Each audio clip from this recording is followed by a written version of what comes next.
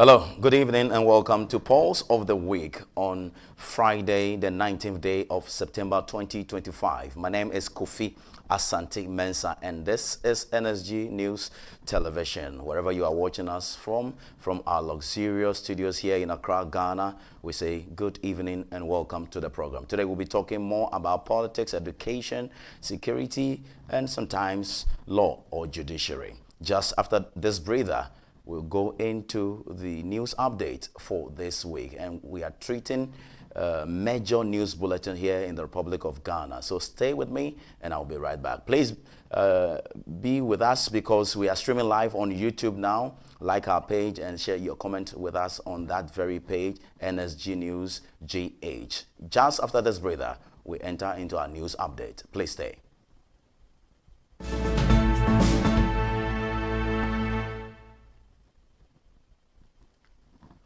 Hello and welcome once again. It's Kofi Asante Mensah on Pulse of the Week on Friday, the 19th day of September 2025.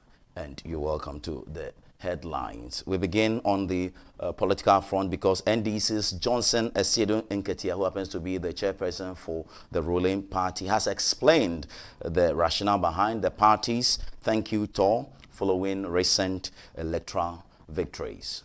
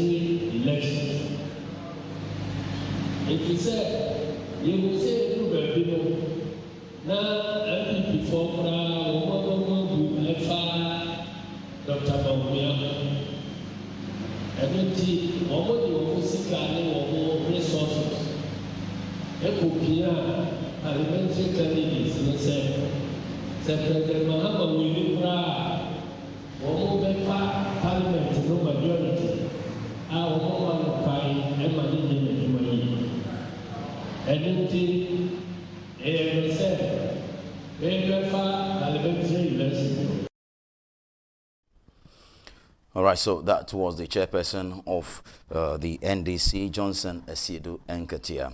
At the Democracy Dialogue 2025, former EC Chair Charlotte Osei made shocking revelations about threats she faced during her tenure, raising concerns over electoral independence. That Ghana went through, and by the way, an election that didn't necessarily go in favor of the incumbent, if I recall. What was the cost to you at a personal level? And how does that connect to the journey that the country has taken to now? Thank you very much. Good afternoon, everyone. Good afternoon to His Excellency President Jonathan. It's a privilege to be here, and it's amazing that you're doing this because, like Baba said, I believe democracy dies. Democracy dies in darkness. Democracy dies when there's silence. So the fact that we have an annual dialogue to talk about democracy is one of the key things that would help to keep democracy alive. And it's also an honor to share a stage with an icon like Baba, who is outstanding on the continent. Yes, I was appointed to the Electoral Commission, first female. So that came with its own challenges. I think there were two major challenges, maybe three. Being female, I was told directly by several people that it was not a job for a female. Even my own father expressed the same fear. It was like, this is not a job for a woman.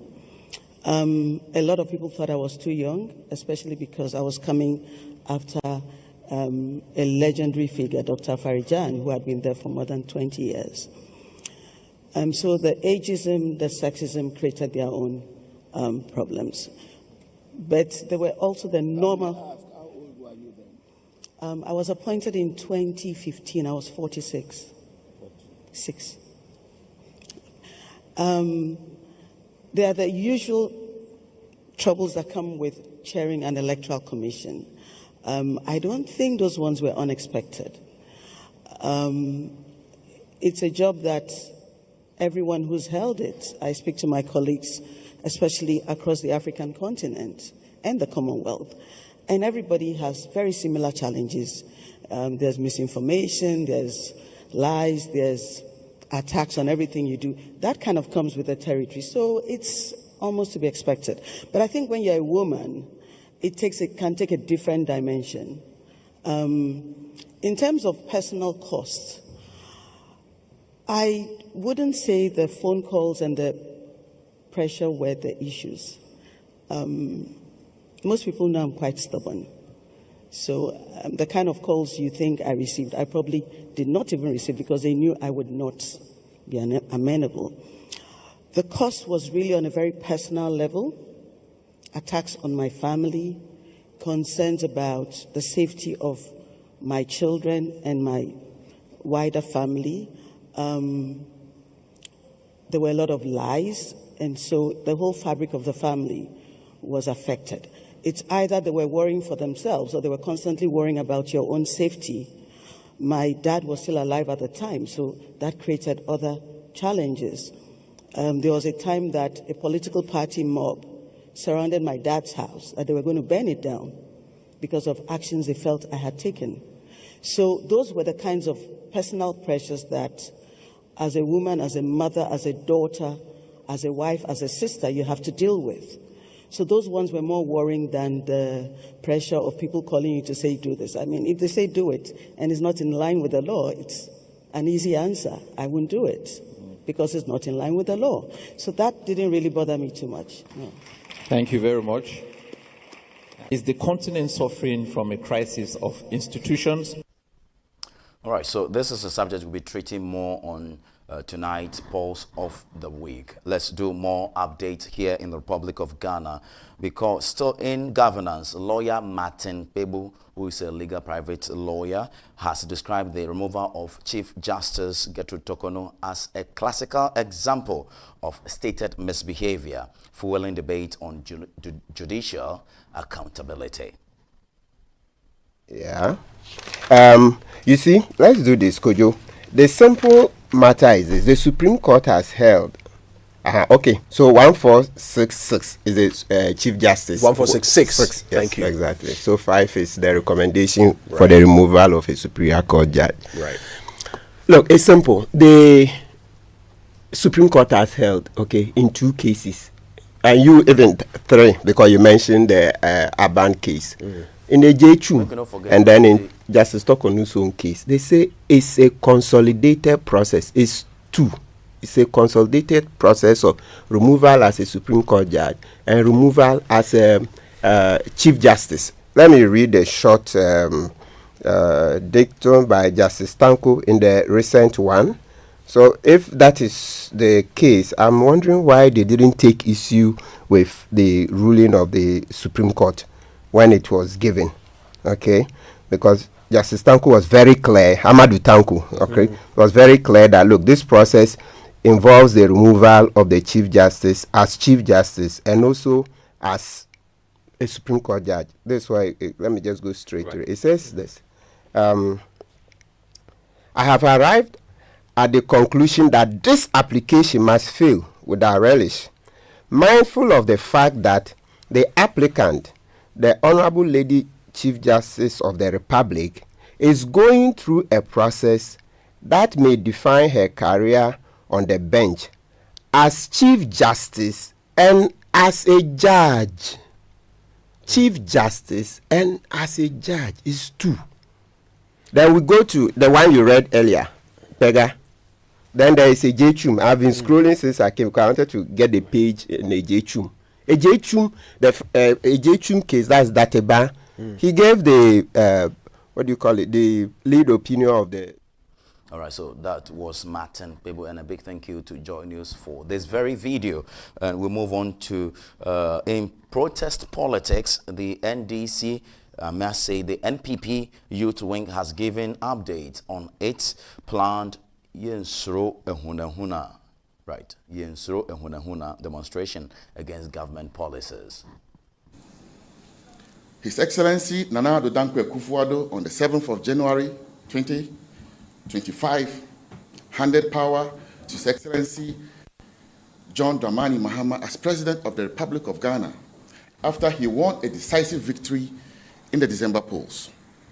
The good people of Ghana believed in the reset agenda sold to them by the NDC and decided that that is what they would opt for. In the reset agenda, it is believed that the NDC and its government were coming to give us a better life. Reduction in the prices of food, goods, everything. A better life for the people of Ghana. Ghanaians voted for them.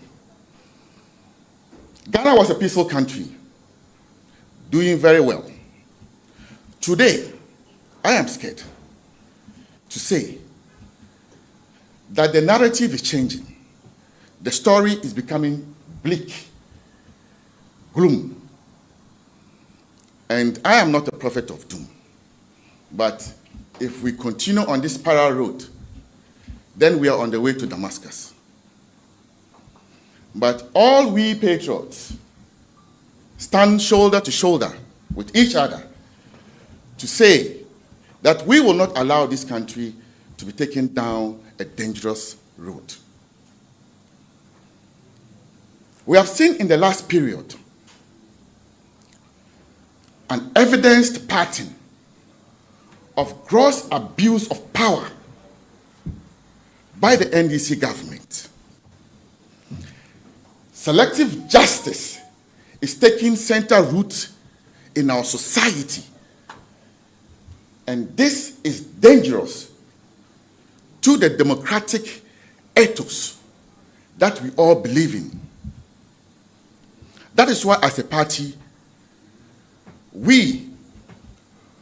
our forefathers who started the fight against colonialism will not sit and watch this country thrown under the bus. The culture of silence is coming back. The dreaded culture of silence that the antecedents of the NDC took us through in the dark days is beginning to be reintroduced in Ghana. Today, people are getting scared to free their minds, to go on social media to write, or on TikTok to have conversations. Because the president has told us that today they have technology that they will use to crack down on citizens. However, Your Excellency, the Signals Bureau that President Nana Addo Dankwa Akufo-Addo established was for a good purpose, to protect the cyberspace of Ghana, its citizens, and not to persecute them. That Tuesday, we will all gather and show to the world our unbroken resolve, our tenacity, and our true spirit that we can't be broken. All right, so that was the youth organizer for the opposition New Patriotic Party, Salam Mustafa. Let's do some tradition and culture. Of course, tradition and culture took center stage in Kumasi, where Otumfuo Osei-Tutu II was moved to tears as Sir Jonah read a touching tribute to the late Asante Hima, whose casket was carried in a solemn procession by Ghana's military. Is tribute by Otumfuo Osei-Tutu II, Asante Hene, and this tribute will be read by Sir Dr. Sam Jonah. Otumfuo Osei-Tutu Otosumienu, Edie Nadio Bedie ni Makinkai Sir Dr. Sam Jonah.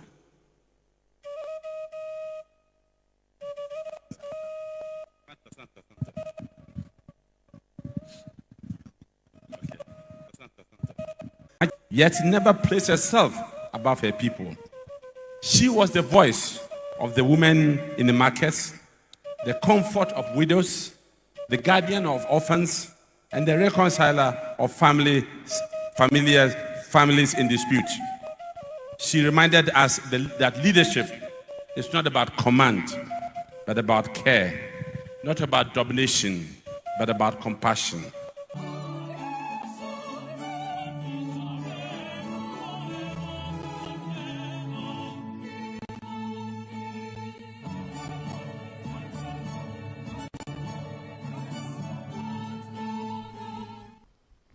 All right, so you are still watching NSG News Update here on Pulse of the Week with your man, Kofi Asante Mensah. Just a reminder that we are live and we are streaming live on NSG News TV on YouTube. Please join us, share some few comments and share our link as well. Let's do some more stories because in Parliament, Minority Leader, I must say, Honorable Afenyo Markin, drew praise from the NDC after openly telling his own party, the NPP, some hard truths. Back in the days at Kivas, it was difficult for a student to associate himself with NDC. When we were at the university, if you want to contest for leadership on campus, and anybody there says you are an NDC, you will lose. No student wanted to hear NDC. So the NDC boys, they were hiding to do their meetings. They won't do their meetings in the open. But MPP TESCON took things for granted. And there was a time I was commending NDC for their transformation. It was misconstrued. Today, I won't let any fear grip me. I will face the reality and let people misconstrue it, but that is the reality.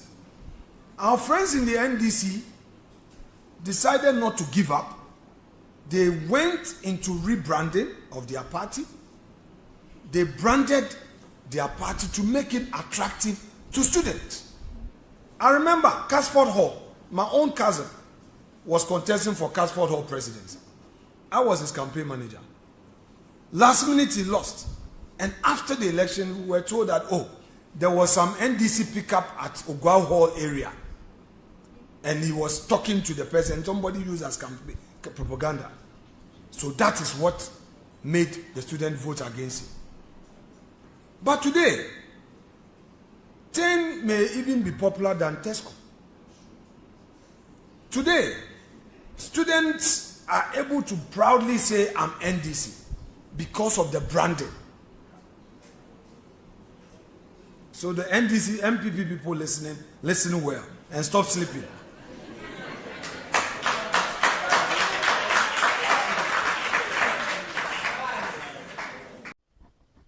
So the voice of Osahene Afenyo Markin at Unimark, they organized a program over there and he was there to speak. Let's do some education stories because placement challenges persist as over 107,000 SHS candidates have been forced to self-place due to high demand in preferred schools. This remarkable milestone reflects our collective progress in expanding access to secondary education I am pleased to announce that 483,800 candidates, representing 82%, have been successfully placed. Of this figure, 248,038 students are female, constituting 51.4%, and 234,783 are males, constituting 48.6%. However, 107,509 candidates, making up 18.2%, could not be matched with their initial choices due to the high demand for Category A schools. Doctor. The 70 private schools we currently have on a pilot basis could not be added for the automatic selection. But we have added them onto the system and they are available through the self-placement process.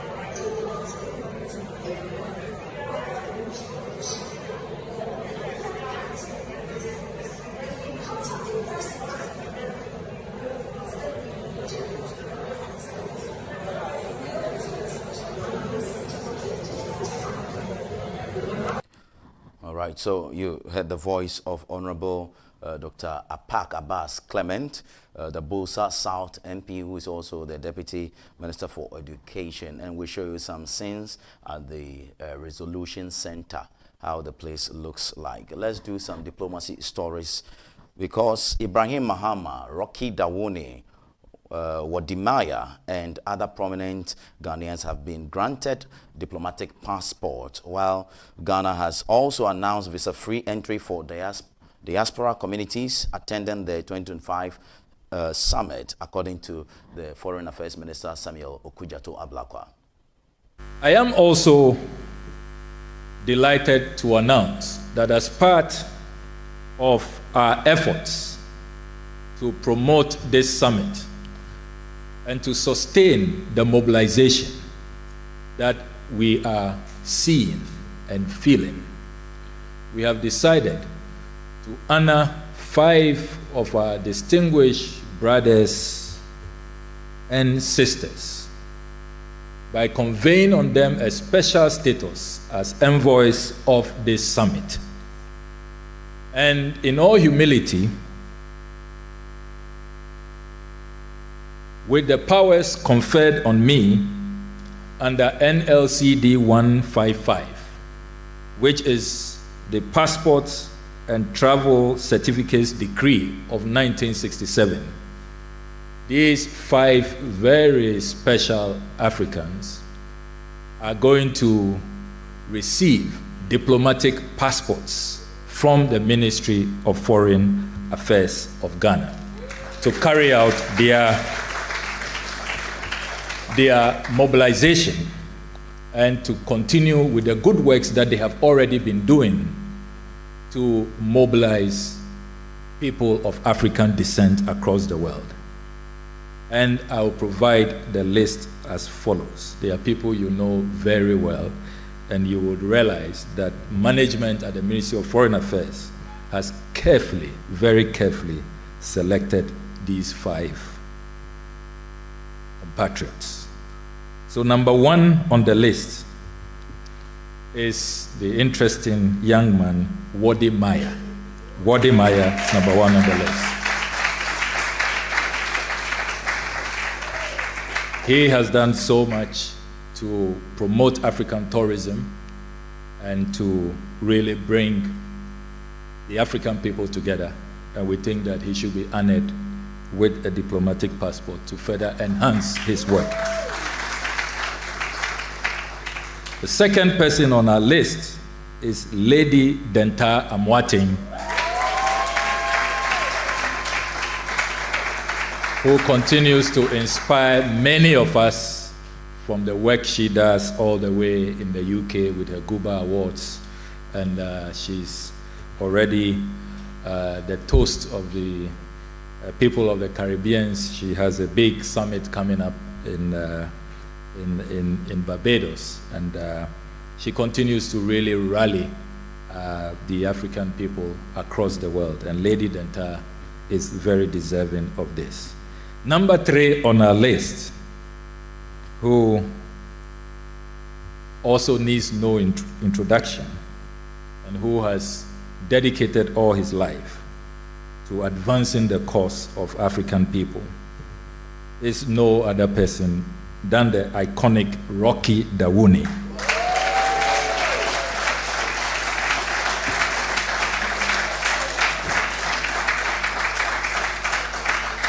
And I know our ministry will receive some special blessings from Jah Rastafari for this decision. Number 4 on the list, another dynamic lady who needs no introduction, the evergreen, ever creative, and ever inspiring Anita Eskin.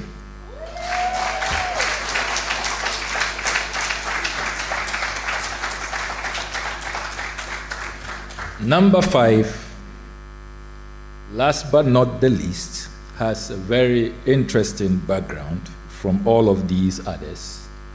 But through his art and his paintings has really brought renown to the African people. And I'm referring to the one and only Ibrahim Muhammad. Biggest issues we have is quackery.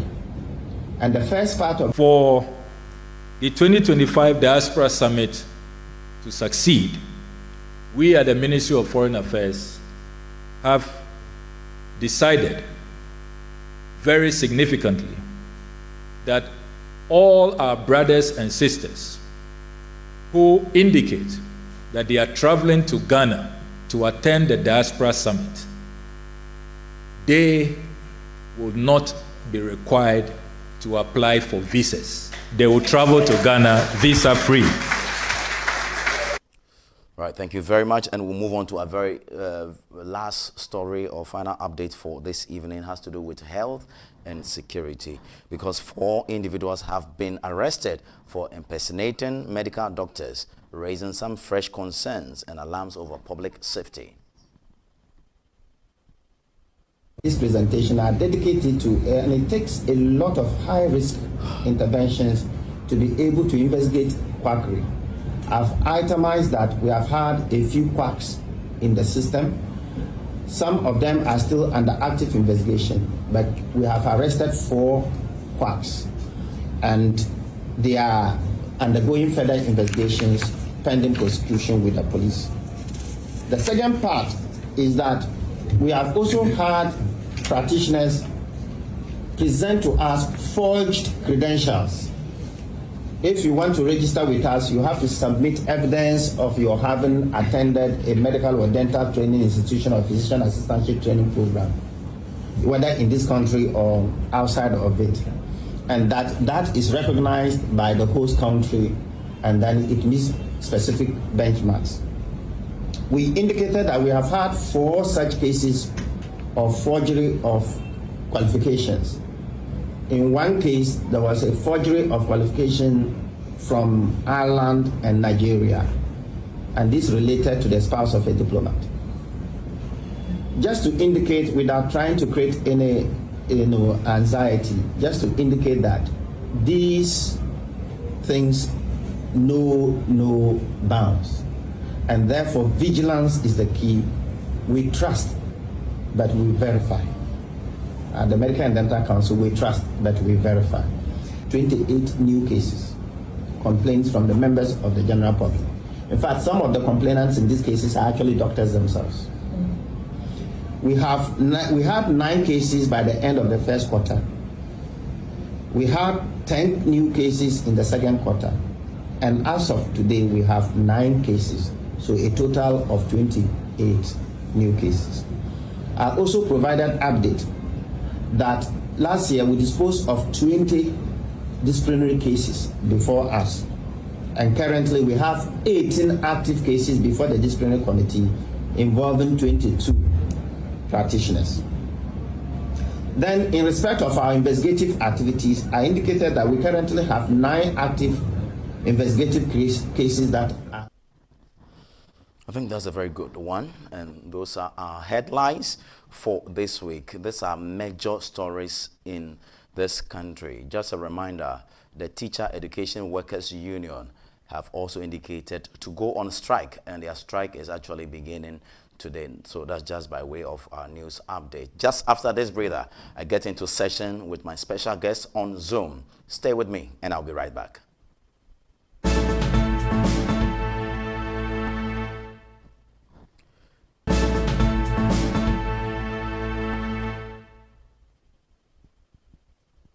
All right, so welcome back. It's still Pulse of the Week, and this is the discussion part of the program, Pulse of the Week, the 19th day of September 2025. My name is Kofi Asante Mensah, and we are streaming live on YouTube, and our channel's name is NSG News TV. Please join us over there and share our link. If you have some comment, you can feel free to share them with us, and we'll read them for the whole world to listen.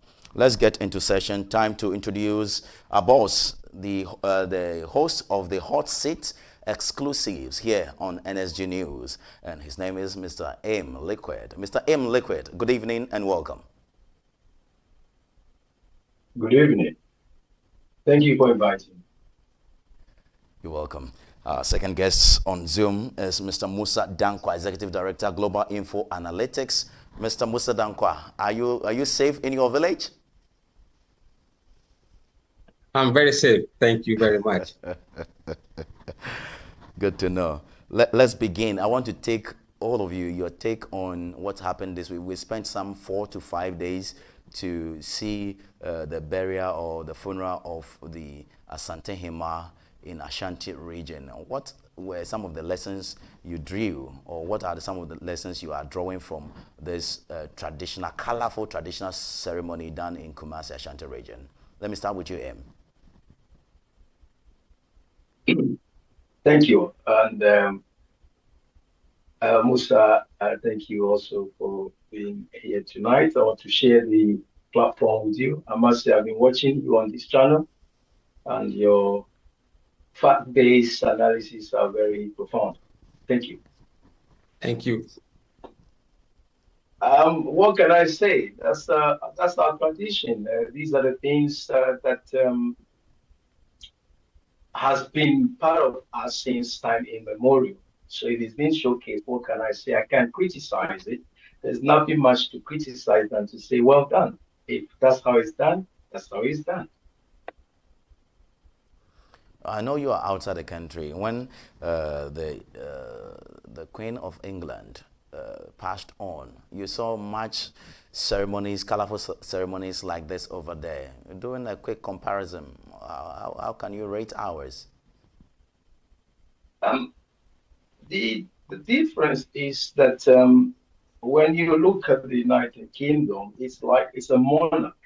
The whole nation recognizes it. In Ghana, the balkanization, the breakdowns of different clans, the different communities and their chiefs makes it difficult for us to celebrate these things as a nation. So it becomes localized. So you can't compare it because the United Kingdom's royal or the monarchy is a nationwide thing. Unlike the Ashanti Kingdom, it's more or less Kumasi and its environs. So it's near, well, not impossible. There's some comparison there, but the size and the magnitude, I think ours will fall a little bit short of it. That's how I see it. But on terms of color, this is how we celebrate these things. The royal regalia, the things that are worn, the behavior of the people, they're all part and parcel of it. I mean, we can be critical, but this is what it is, and that's what it is. So I say, well done. We don't look forward to people dying, and we don't have to wait for people to die for us to express how we live. Unfortunately, in our country now, it's becoming more of we celebrate funeral more than anything else.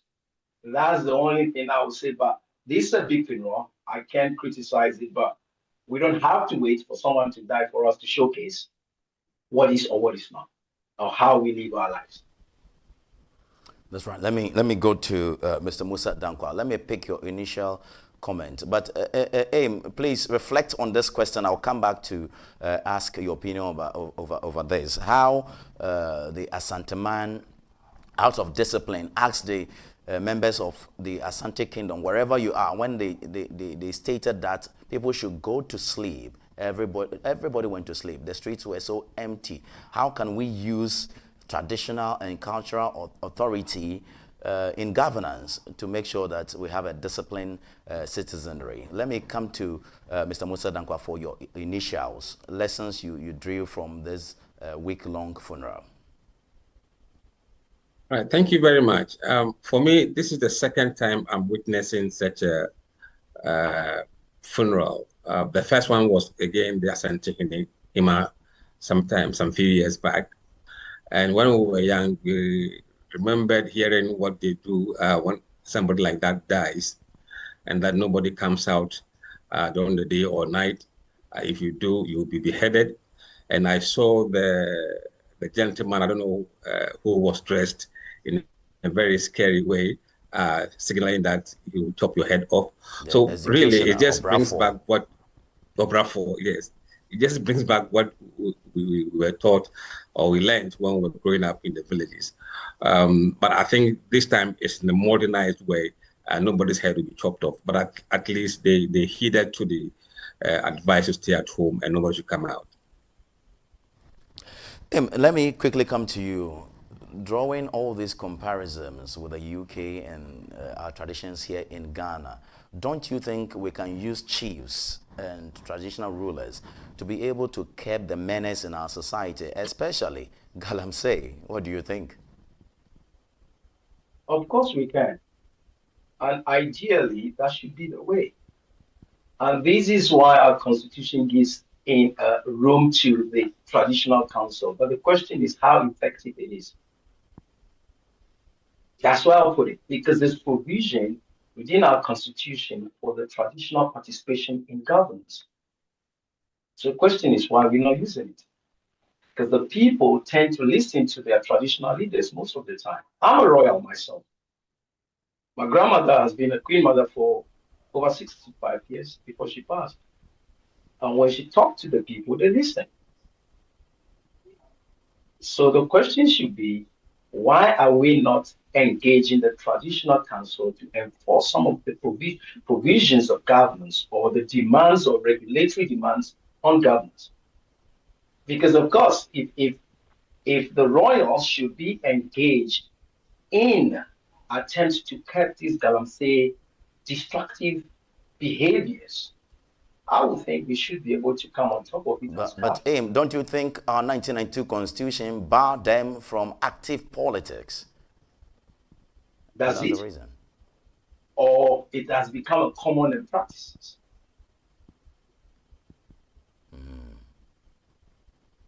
When you say bars them from active politics, what do you call it? Partisan politics. No, governance and partisan activities are two different things.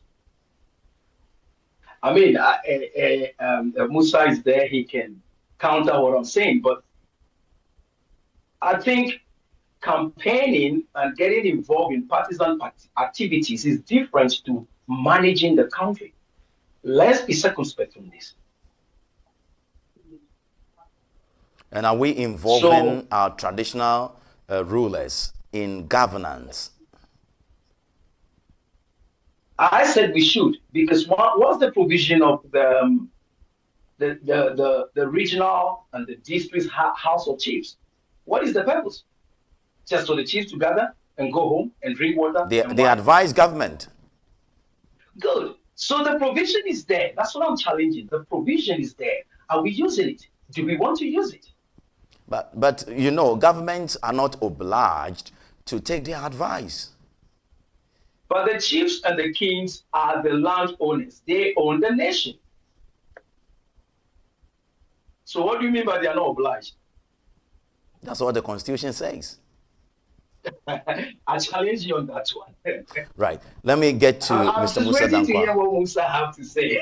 That's right. I want to quickly get to Mr. Mussah Dankwah on this take. Mr. Mussah Dankwah, but that's what's my your take position on that matter. Grateful. Eamn? You know, chiefs play a very critical role in our society, in this country.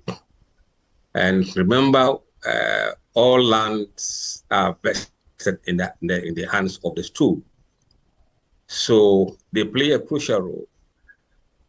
And in developing the nation, we involve the chiefs as major stakeholders. They are key stakeholders. And they offer advice, and really government organized stakeholder discussions or consultations to listen to people. And that group of people include the chiefs. And if you look at the Galamsey menace, if tradition can be used to really curb it, why not?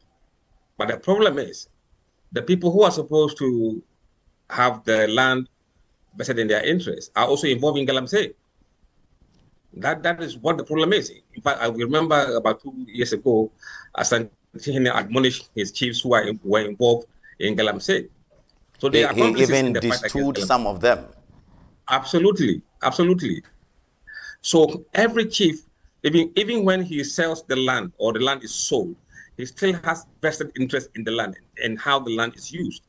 And if the land is being used for illegal purposes, mining and damaging the environment, the chiefs have every right to intervene or call for help from the state to intervene. So they play a crucial role. We cannot underestimate the value and the importance of chieftaincy in this country. And if they are so powerful as Asante and they are convincing and they are able to issue instructions or directives that the fellow citizens will follow, I think we have to use them. Just that at the moment, most of them are compromised. Let me go to the other part and welcome our third guest, Mr. Irbad Ibrahim, security expert. Mr. Irbad Ibrahim, good evening and welcome to the discussion. If you can unmute. Good evening. It's a pleasure to be with my senior brother, Brother Mussah Dankwah. We are so proud of the work, the quality of work Mussah Dankwah is doing.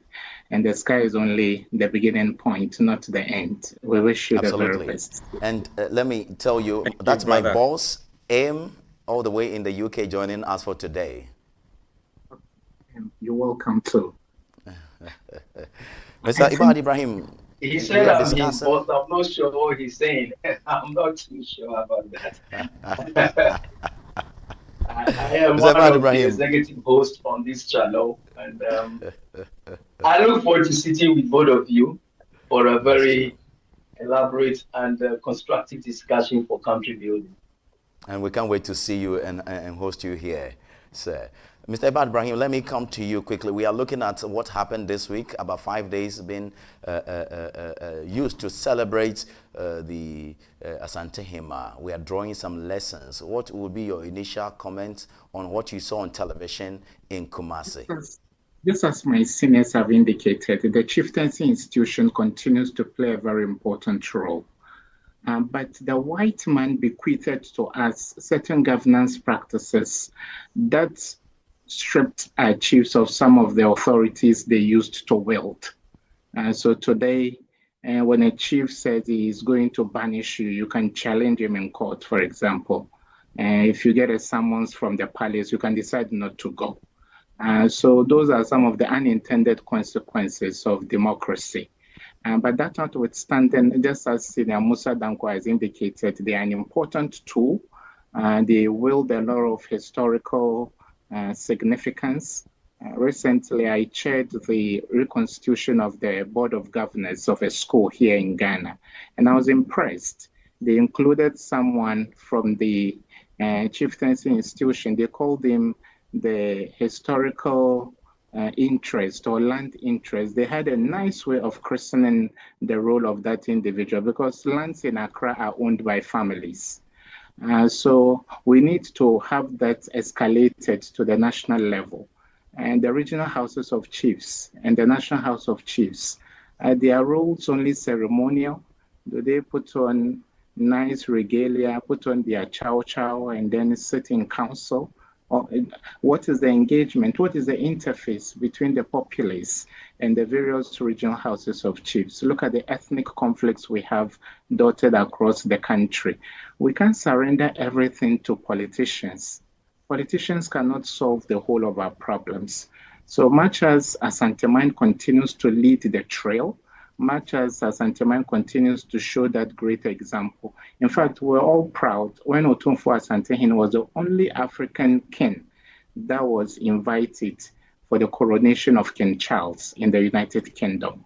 That was a rare, display that chieftaincy in Ghana is a crown jewel of Africa, but beyond that, and look at the Galamsey issues we have in the jurisdiction of the Asante, for example.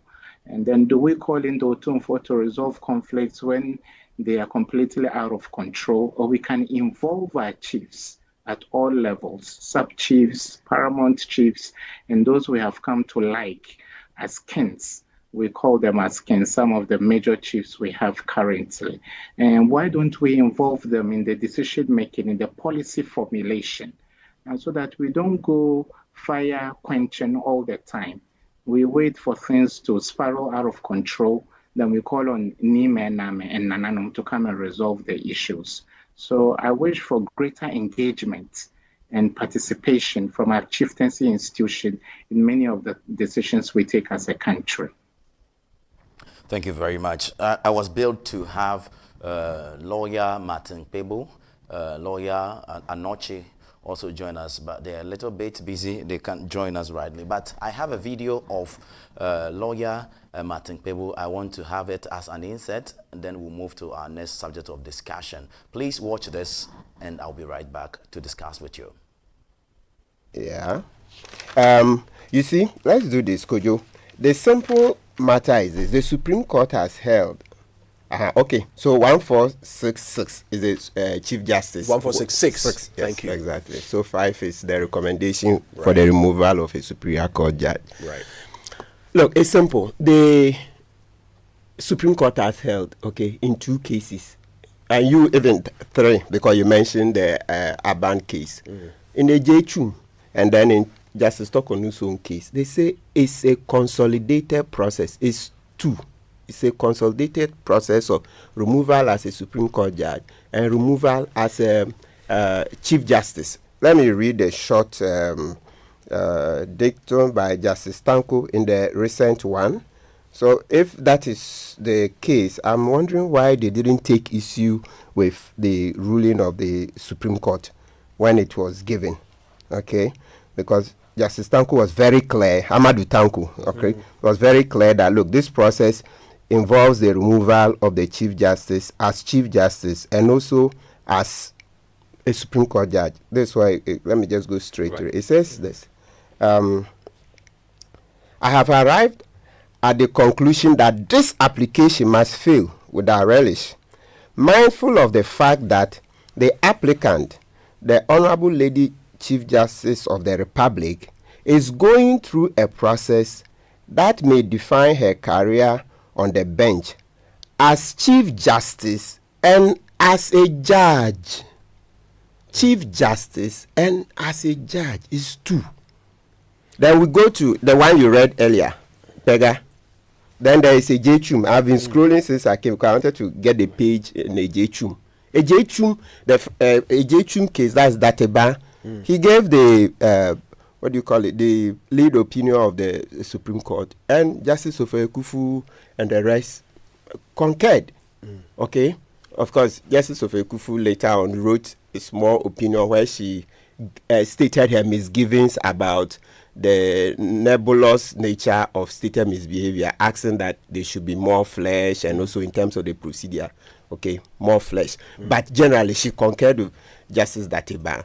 So it's been very, known to us in the legal community that it's a dual process, 2 in 1. That first reference you made, yes, in the quote that you read, yes, I note that, and I'm just trying to be fair here, I note that he says that the procedures that they are going through. All right, so a big thank you to Kojo Youngson of Joy News. He granted lawyer Martin Kwe with this very interview, and we give credit to Joy News for this. But let me come to you, Mr. Mussah Dankwah. I know you are not a lawyer, but you followed politics and the governance and democracy in our country for quite some time. You have witnessed the removal of the former Chief Justice Gertrude Tokono. He is back at the High Court to question why he's been relieved of his position as a Supreme Court judge, not a CJ. What do you make of this? Unfortunately, I have to disappoint you on this one. I have pledged not to comment on the CJ's removal, following her citing my work in her defense at the various courts to argue that I've been a government-aligned pollster. So I'm trying completely to stay out of that argument, and I wouldn't veer myself into it.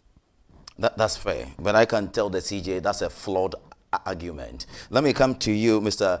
Irbad Ibrahim. Mr. Irbad Ibrahim, what's your take on this? No doubt, Mussah Dankwah is a very experienced person. We walked into a minefield about a decade ago when we started, security and international relations analysis. I was working at the Palestine Embassy at that time.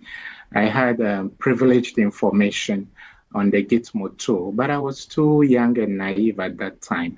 And I was speaking with the same person, and lawyer Martin Pibu was played back on right now, Kojo Youngson. I was on the Super Morning Show about 10 years ago. And then I was talking about the need for us to take preemptive measures to protect ourselves, and the fact that we should unite, and bringing in the Gitmo tool didn't have any security implication.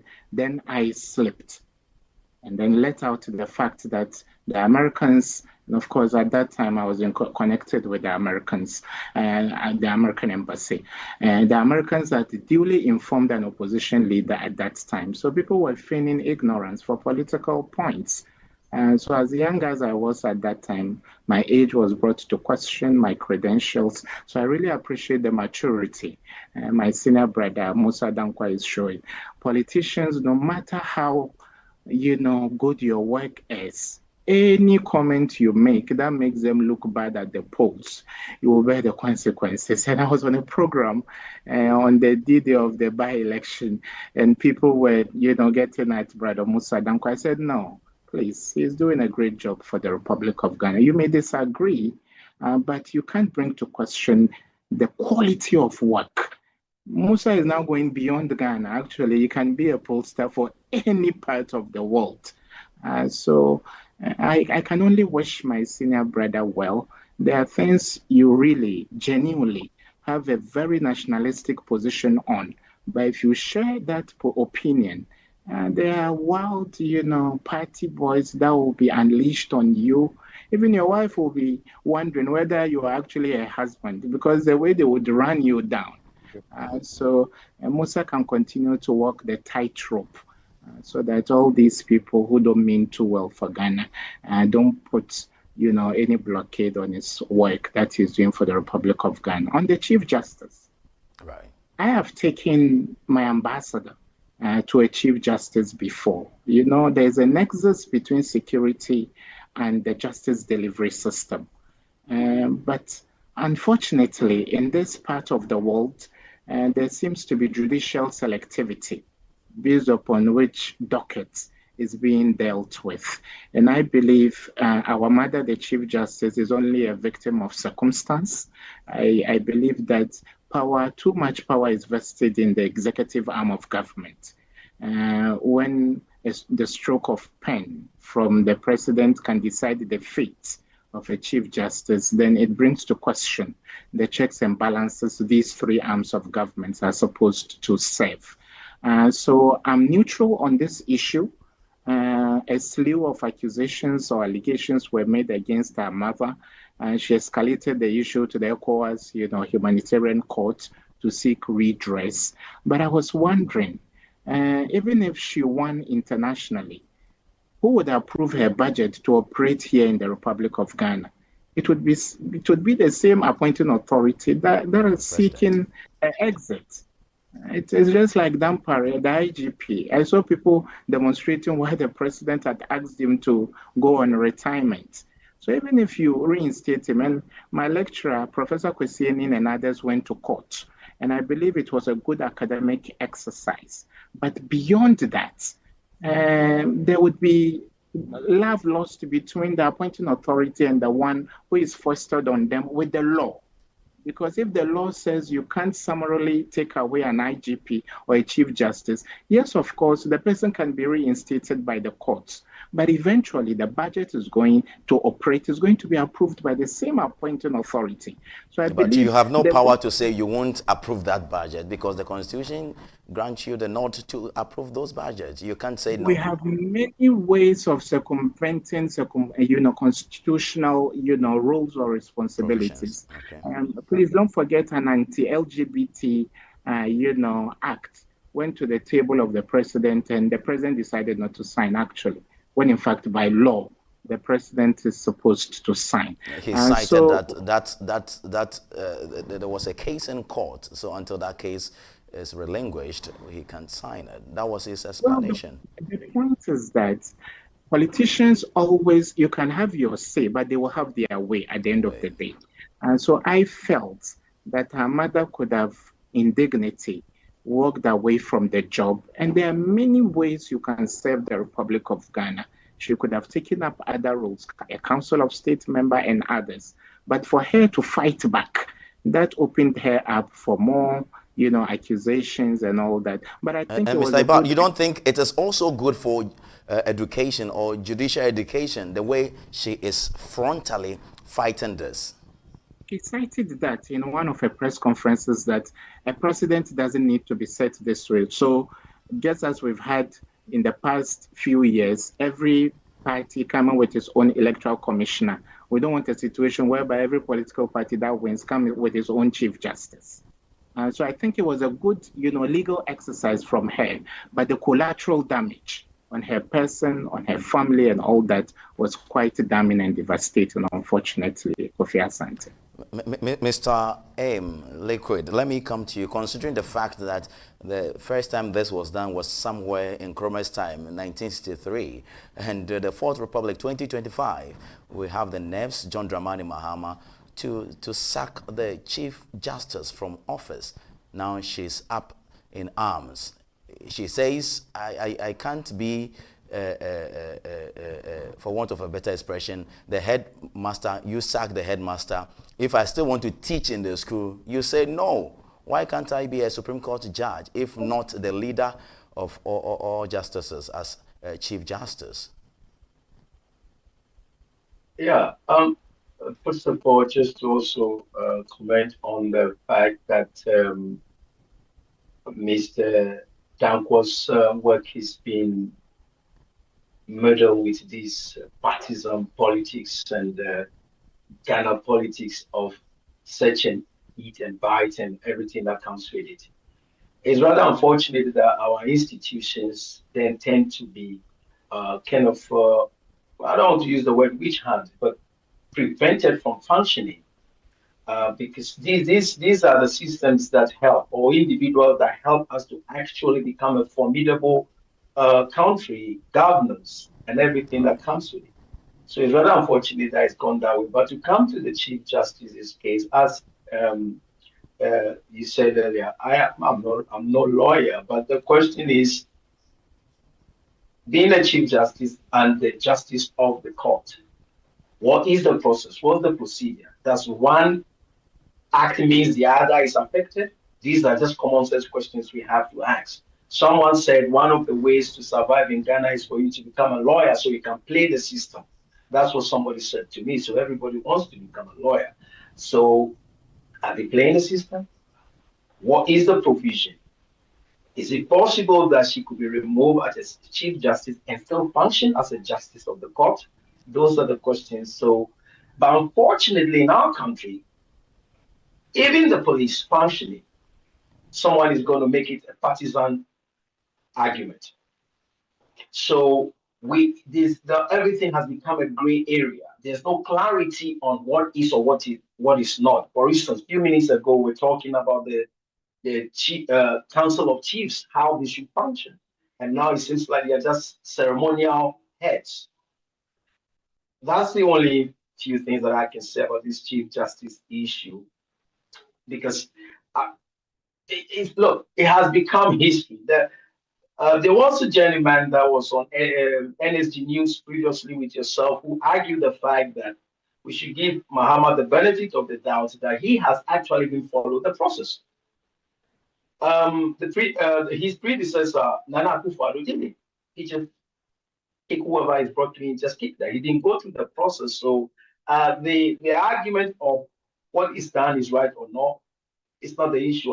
Have they followed the process? The provision is in the Constitution that this can be done. So now, have they followed the process?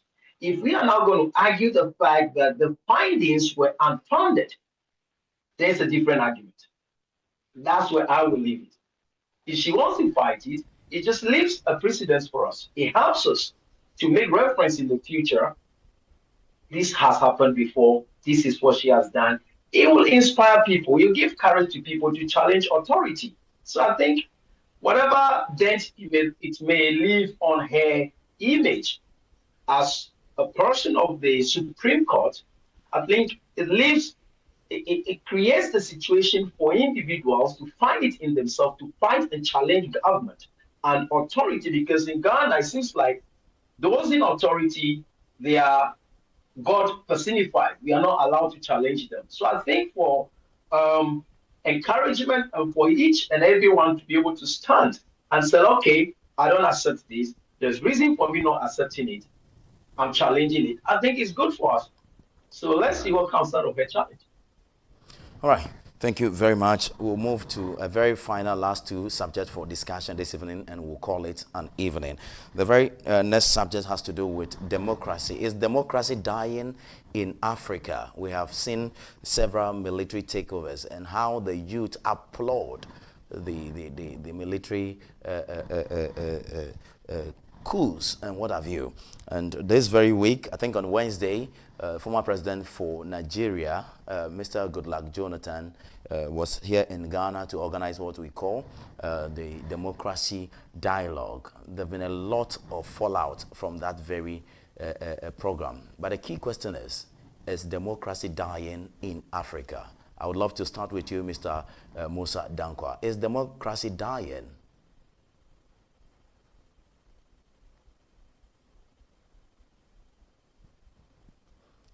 Mr. Dankwah, you have to unmute for me.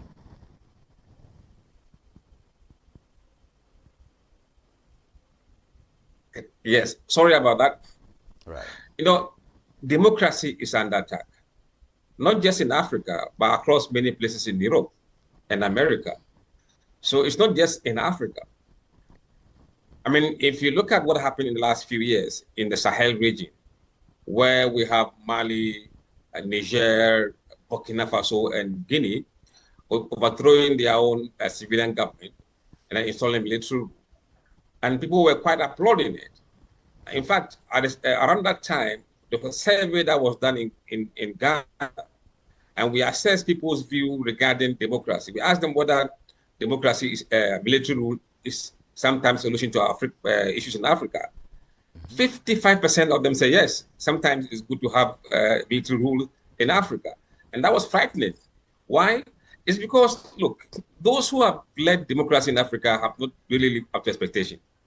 Some of them, they just, they just pay lip service to democracy. And they don't actually mean sincerely what democracy is supposed to be.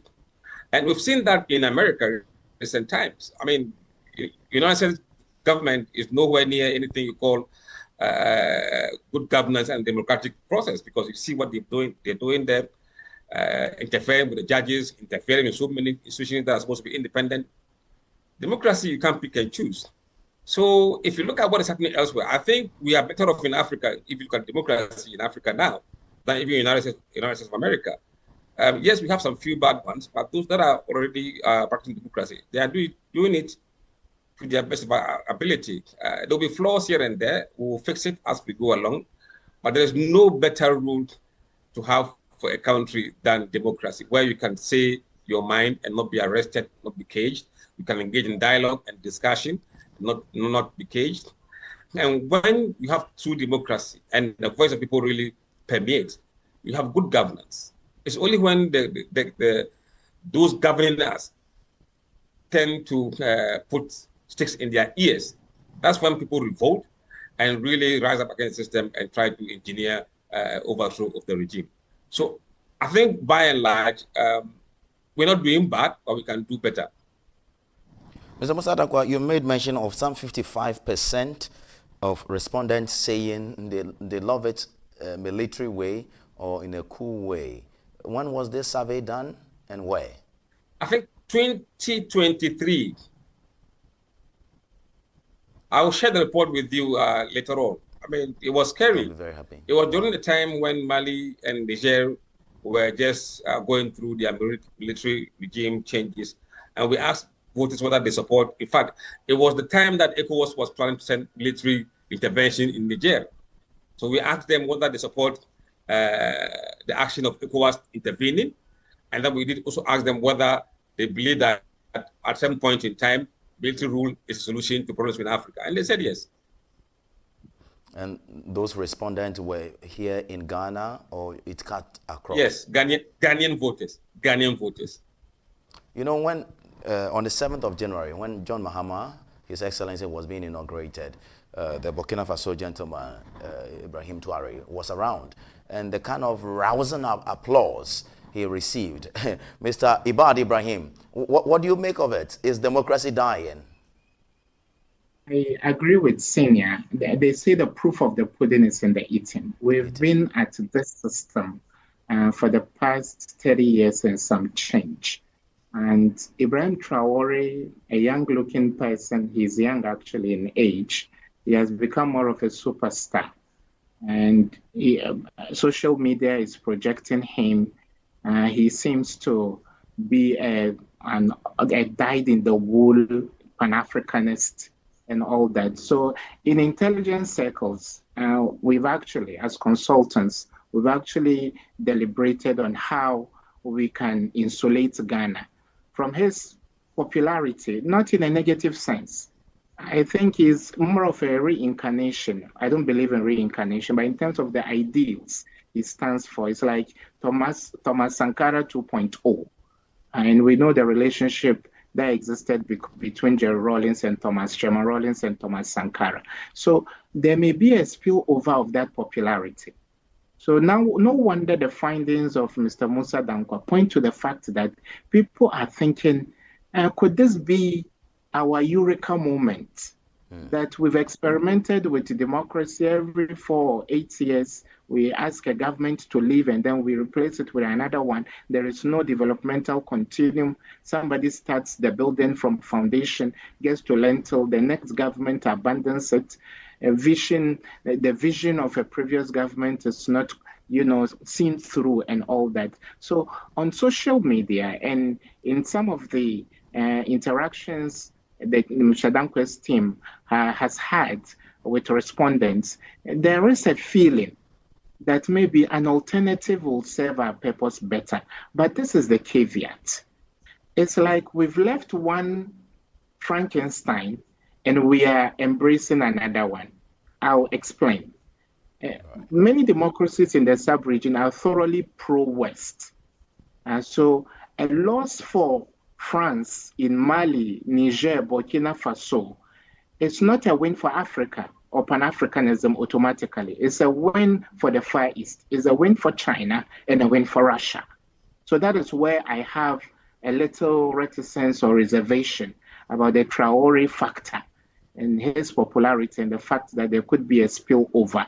So in the minds of some young Ghanaians, our leaders have failed us, and if there can be an alternative, which alternative can only come through a coup d'etat, is an idea people are beginning to entertain. And so the onus lies upon us as a country to come out with interventions. That is why I think the role of the NCCE, the National Commission for Civic Education, is so important. Very crucial and very important. The NCCE has been pushed to the back burner. How does democracy serve our purpose? But if an MPP tells me this is how democracy serves my purpose, or an MPP or NDC person tells me, I will take it with a pinch of salt, because we've seen the NDC rule, we've seen the MPP rule, and in many cases we haven't been fully satisfied.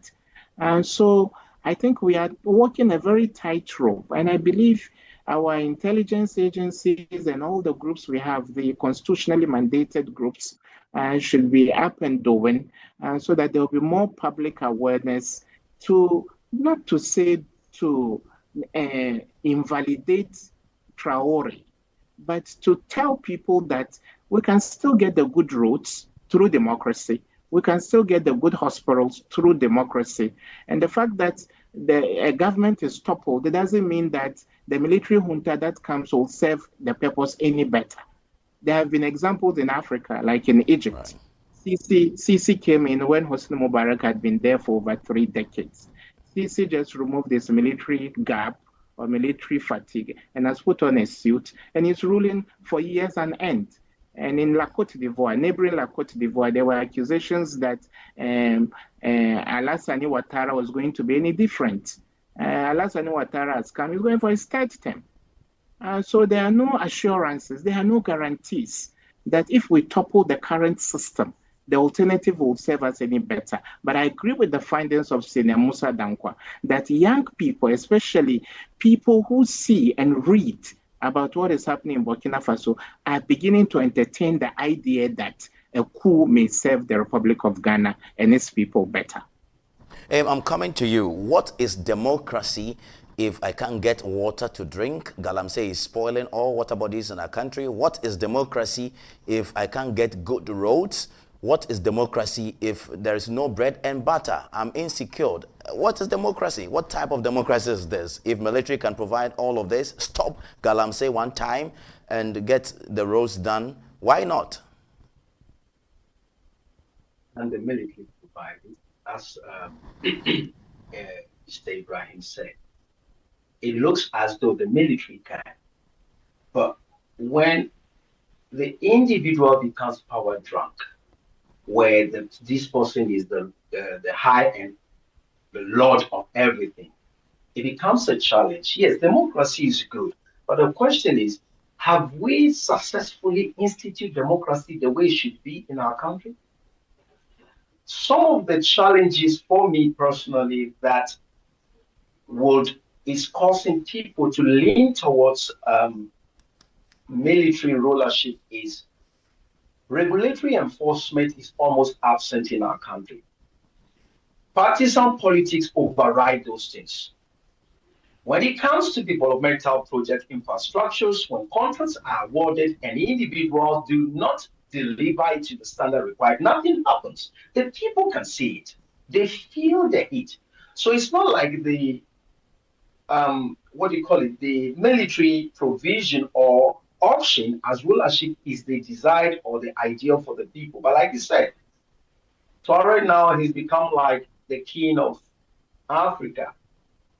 Internet is projecting it. Everywhere you pass, him. But as Mr. Dankwah said earlier on, democracy is on a decline globally. That's a fact. When I sat with Professor Eamn last year, he cited the same thing as being a general issue. But when we come to Ghana, as a nation, have we now taken this democracy and fashioned it to fit ourselves? For instance, we talked about the Council of Chiefs.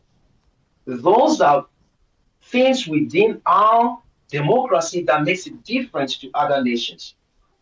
if those things will become functional and effective to help in delivering governance, whereby, let's say there's a contract awarded in Ashanti region, but the king is actively involved, making sure these things are delivered, the people can feel. You pay tax, and you're wondering, why am I fighting with the road going to see my mother? So these things are pushing us towards that side. But one ground fundamental issue for me is that the mentality and mindset of us, the people, is also the issue. Especially in Ghana, where being in politics and being in government and being appointed is provision for you to amass wealth. So you hear people say, oh, the easier way to become rich is to go into politics. Why won't people be desiring for a military man who will whip someone who has not delivered their contract? So if these basically few things are checked, I don't think, as Mr. Ibrahim said, democracy is the best, where we can all say something, where we can all take something, where we can all give something. If that becomes instrumental, no one will seek for military rule. But generally, around the world, social disposition is driving things now much more than the democracy of things. All right. I know it's Friday. I have to leave you. It's already past 7. So the very last subject, a minute or two for each of you. It has to do with the NDC flag bearership politics. I never dreamt of it that we will be discussing some flag bearership of the ruling NDC within the first 12 months of the administration. Mr. Mussah Dankwah, your projections are already on the hot seat.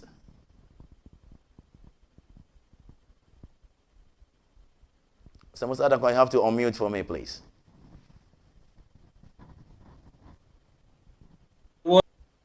It is bound to happen. But I think the NDC problem were accelerated by NPP's change of timelines. The moment NDP decided to bring their timetable forward, automatically affected the MPP race. But nobody will talk about MPP and be quiet about NDC. I mean, it won't happen naturally. That discussion will be had. But then the problem I see with this current trend is that, look, from what I say, those who would contribute to the success of this government are the ones who will be given a nod to lead the party. Those who will be seen to have contributed to the success of this NDC Mahama government are the ones that will lead the country. So if you are in a position and you are not helping the system to develop, you're not helping the country to develop, you're not putting your quota, you're not putting your contribution on the table for people to see, you are highly unlikely to win. Because we are dealing with Gen Zs. Gen Zs are looking for tangible results. They're not looking for history or all those kind of things. They look for results. And if you can have anything on the table, trust me, you don't get the power. So what we have seen is early jostling by Chief of Staff through his work with Julius, and I think that may have forced Asedi Nketia to respond in a way that was much more... to do a thank you tour. Yeah. Absolutely. Because look, if you go to social media, the response is not very good for Asedi Nketia. People are saying that the president has done his thank you tour. And if you are doing a thank you tour, in what capacity are you doing it? If you are doing as a chairman after being elected, then you should have done so when you were elected as chairman of the party some Today years he back. explained it. He explained it actually yesterday, and he said he promised them, you don't want people to come to you in the villages whenever they need your votes. After winning, we have to come back and show gratitude. Even Jesus asked for those he healed. How many people were able to go back? Look, when the president went round, what did he do? What was he doing? He was doing a thank you, but it was essentially in the regional capitals. He didn't have a lot of time. He has a reset agenda to endeavor. Look, I mean, General can defend his moves, but everybody clearly understands what is going on. Right. And for the simple reason that he is, or he has not ruled himself out of contesting for the flag bearership. So people are seeing through what he's doing. He may have a good reason, but at this point in time, people are looking at it in a different way. All right. So I'm going to pick your thoughts. Mr. Mussah Dankwah, please don't leave yet. Eamn and Irbad, I'm going to pick your thoughts just after this breather. Please don't go anywhere. Just 30 seconds and I'll be right here. Please stay. Oh, no beginning. Get used to it. I have stepped into my new beginning. Yesterday is gone. Yesterday of darkness is gone. A whole new beginning. Yeah, yeah, yeah, yeah. Get used to it. I've stepped into my new level. See me watching me flying on eagle's wing. A whole new beginning.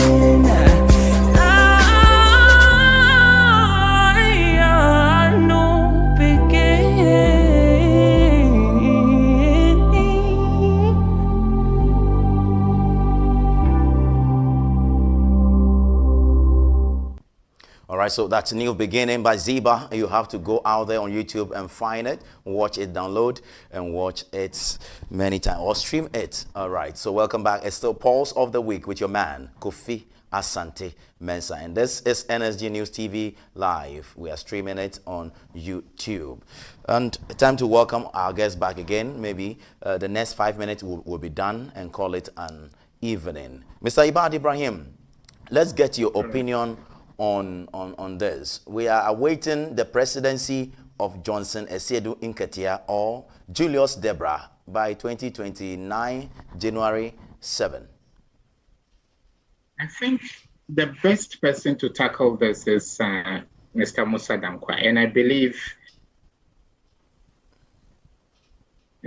quarter after quarter, people will begin to realize that the predictions and projections of my senior brother may be the total outcome going forward. But I am only 38, and my colleagues are about a decade older. I've witnessed a few elections, and I voted both ways, actually. I voted the NDC before, I voted the MPPD before. There are indices that make a flag bearer attractive. In the past, because we started our Fourth Republic with Chairman Rawlings, one key ingredient was about the looks of the flag bearer.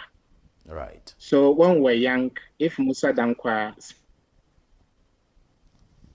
speaks Hausa, I know he speaks Arabic, or usually the local Arabia. When we were young, in the 1996, that came to the Zongo community. And I will say it in Hausa, Yara Kuki so. I really, Mr. Mussah Dankwah, I can't translate this.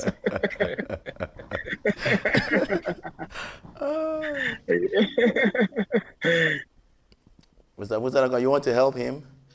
No. It's okay. I remember that song. Right. Being handsome, it really became a part of people's considerations. You had to be a leader in our view, had to be tall and handsome and all that. He has to command some presence. Yes, you have to look presidential. Yes, then Akufo-Addo came. President Akufo-Addo came. He didn't meet any of the criteria. Forgive me. I'm sure they say beauty lies in the eyes of the beholder. But I realized when Nana-Addo was elected, he was growing ever more handsome with the passage of time. He's a handsome man. But the issue of height, looks, and all that, and that issue was completely defied by the election of His Excellency Nana-Addo Dankwa Akufo-Addo. So on face value, one would say Asiedu Nketia doesn't command presence. He's so thin and lanky. Usually, when a woman even wants to marry, if you are a suitor, and they say, oh, Bema Tintin Gram. Like when you are coming, your steps should even indicate that a man is coming. But you enter a room and then you're asking who is the leader. It quite creates, a certain perception in the Republic of Ghana. So beyond looks, Asiedu Nketia knows the intricacies of winning elections. He won against Ampofo. So he can win. He's a grassroots man and all that. He may win the flag bearership, but will he be embraced? And sometimes it's better when you leave the stage while the applause is loudest. I ask my political friends, when the person is an MP, I ask him, what is your next vision? They keep telling me, and I can mention examples from across the political divide, that the ambition of every politician from day one is to get to the ultimate, which is to become president. But there are some people, I believe, play their political roles to a certain point, and it is best when they leave the stage at that point. So you know that Asiedu Nketia was a secretary who had the magic wand to win elections. Asiedu Nketia was a chairman who could win elections. And we remember Chairman Wayu of blessed memory. Yes. The complexities of elections. But all along, Asiedu Nketia has been presenting people and helping them to win. Will the dynamics be any different if he presents himself? That is $1 million question, and I believe technical people like Mussah Dankwah could be able to answer that with the past. Thank you very much.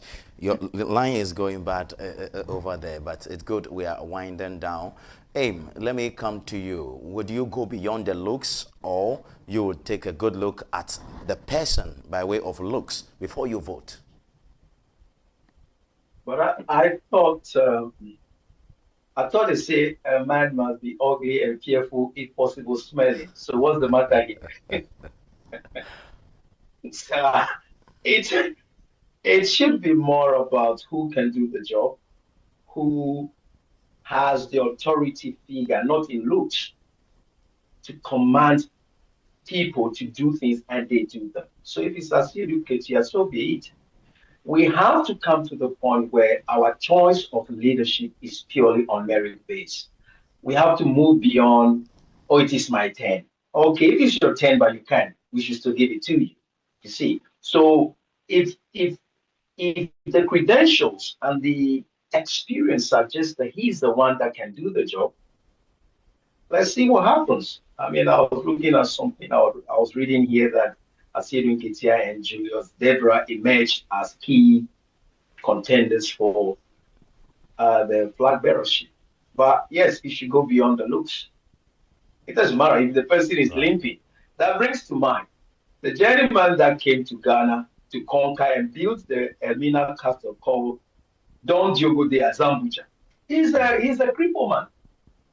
He led an army of a certain number, brought their own shingles to Ghana.